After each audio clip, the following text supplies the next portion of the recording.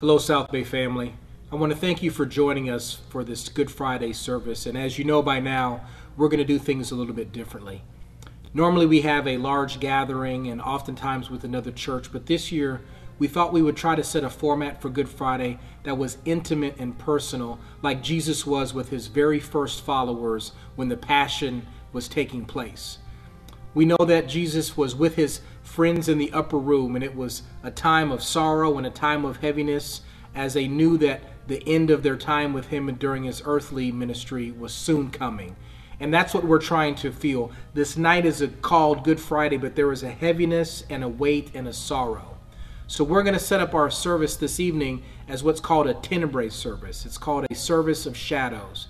And so we have these lights and candles that are representing various aspects of the scene of the Passion.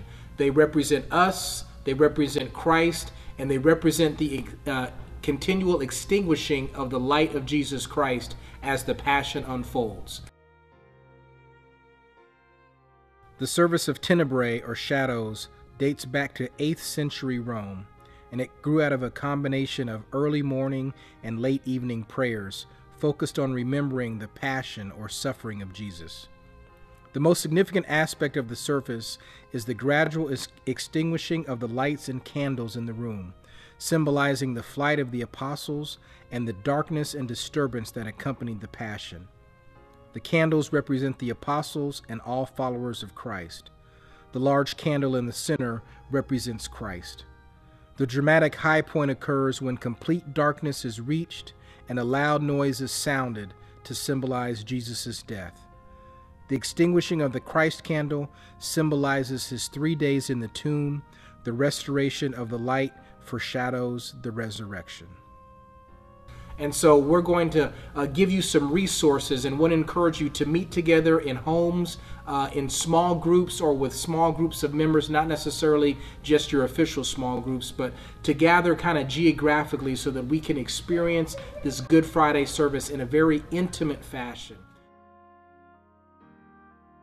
So what can you expect to find in your Good Friday small group kit? First of all, there will be some items that will be symbolic of the evening. We have got the candles. We'll have the nails, which represent the fact that we put Christ on the cross and that we are responsible for his piercing and his suffering. We'll also have a CD that'll have a few songs that you could use, as well as the order of service that'll be laid out for you that has the scriptures provided. It'll have the prayers, sample prayers that you could pray. It'll have everything that you need in order for you to execute an impactful Good Friday service. Now, I do want to encourage you to do one thing. Make sure that you allow people to get involved. Have different scripture readers. It can be children. It can be people of all ages, people who know Christ intimately, people who are new to the faith. Try to make this as interactive for everyone as possible. It's a very simple service. The idea is that you are in an environment where you can be together. If you're going to eat or fellowship, I really want to encourage you to do that on the front end of the service, because once we enter into the Good Friday service, it is a very somber experience.